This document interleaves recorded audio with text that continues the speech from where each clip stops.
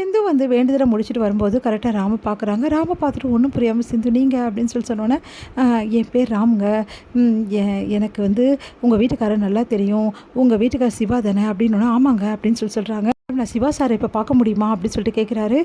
இல்லைங்க இப்போ பார்க்க முடியாது. ஏன் மேடம் அப்படின்னோடனே, அவர் வந்து அப்படின்னு சொல்லிட்டு இந்த மாதிரி ஸ்னேகா போட்ட கேஸை பற்றியும் அதே மாதிரி அவர் வந்து இந்த மாதிரி இக்கல்ல மாட்டிருக்கிறத பற்றியும் சொல்கிறாங்க.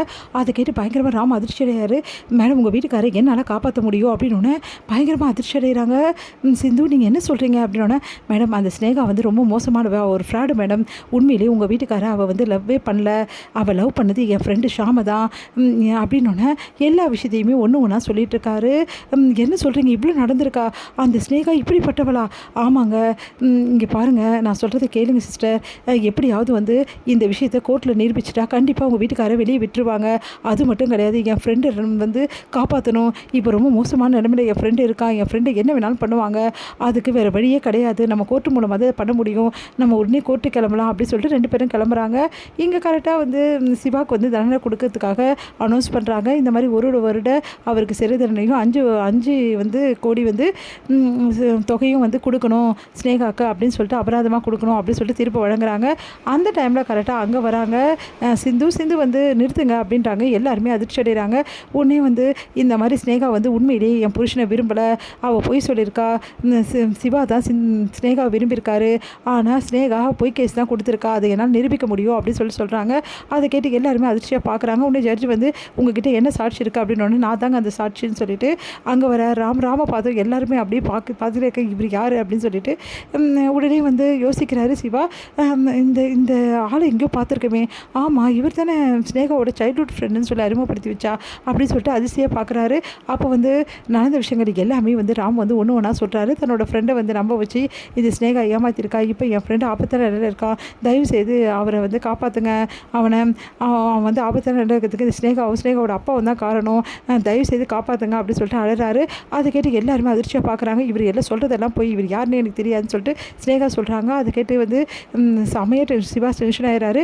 என்ன ஸ்னேகா சொல்கிற, இவர் தானே என்னை அறிமுகப்படுத்தி வச்ச உன்னோட சைல்ட்ஹுட் ஃப்ரெண்டு, நீ இப்போ வேறு மாதிரி பேசுகிற அப்படின்றாரு. அது வந்து அப்படி சொல்லிட்டு என்ன பண்ண ஸ்னேகா முழிக்கிறாங்க. அப்போ வந்து சிவா சொல்கிறாரு, கண்டிப்பாக இவருக்கும் ஸ்னேகாவுக்கும் ஏதோ தொடர்பு இருக்குது, விசாரிங்க மேடம் அப்படின்னு சொல்கிறாரு. அதை கேட்டுட்டு வந்து சொல்லுங்கள் ஸ்னேகா இவர் உங்களுக்கு தெரியுமா, எனக்கு தெரியாது அப்படின்னு சொல்லிட்டு சாதிக்கிறாங்க. இவர் உண்மை தான் சொல்கிறாரு, என்ன ப்ரூஃப் இருக்குது, பொய் சொல்லி இந்த மாதிரி நாடகம் ஆடுறாங்க இந்த சிந்து அப்படின்னு சொல்லிட்டு அவங்க வக்கீல் வந்து சொல்கிறாங்க. என்கிட்ட எல்லா சாட்சியும் இருக்குது அப்படின்னு சொல்லிட்டு இந்த மாதிரி வந்து ஸ்னேகா வந்து அவருக்கு பணம் கொடுத்தது, அவங்க அப்பா பணம் கொடுத்தது, அதே மாதிரி 2 பேரும் பேசுறது எல்லாத்தையும் ரெக்கார்ட் பண்ணி வச்சுருக்காரு, வீடியோவும் எடுத்து வச்சுருக்காரு.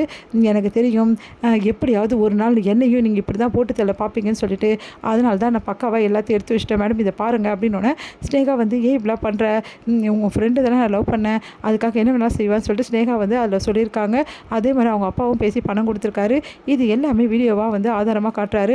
தயவு செய்து என் ஃப்ரெண்டை காப்பாற்றுங்க மேடம், என் ஃப்ரெண்டு வந்து அவங்களோட கஸ்டடியில் மாட்டிகிட்டு இருக்கா மேடம், ப்ளீஸ் மேடம் அப்படின்னோடனே உடனே வந்து ஸ்னேகாவோட அப்பாவை கூப்பிட்டு அவரை வீட்டில் அப்புறம் அவ்வளோதாங்க ஆயுசுக்கும் நீங்கள் ஜெயிலில் இருக்க மாதிரி பண்ணிவிடுவேன் அப்படின்னு சொல்லிட்டு சொல்கிறாங்க நீதிபதி. வேறு வழி இல்லாமல் அவரும் வந்து விட சொல்லி அவங்க ஃபோன் பண்ணி சொல்லிடுறாரு. ஒன்றுமே புரியாமல் பார்க்குறாங்க. அப்போ இவ்வளோ வந்து நீ பண்ணியிருக்கியா ஸ்னேகா, உன்னை நான் வந்து எப்படிலாம் லவ் பண்ணேன், ஆனால் கடைசியில் நீ இவ்வளோ கேவலமானவளா, ஆல்ரெடி ஒருத்தனை லவ் பண்ணிவிட்டு என்கிட்ட நான் ஒன்றை தான் முதல் லவ் பண்ணி எப்படி உன்னால் போய் சொல்ல முடிஞ்சுது அப்படின்னு சொல்லிட்டு சிவா வந்து ஸ்னேகா பற்றி கேட்குறாரு. ஸ்னேகா அவளுக்கு எந்த பதிலுமே சொல்ல முடியல, அப்படியே பார்க்குறாங்க. சரி நீ எல்லாம் ஒரு பொண்ணே இல்லை அப்படின்னு சொல்லிட்டு டென்ஷன் ஆகிடுறாரு சிவா.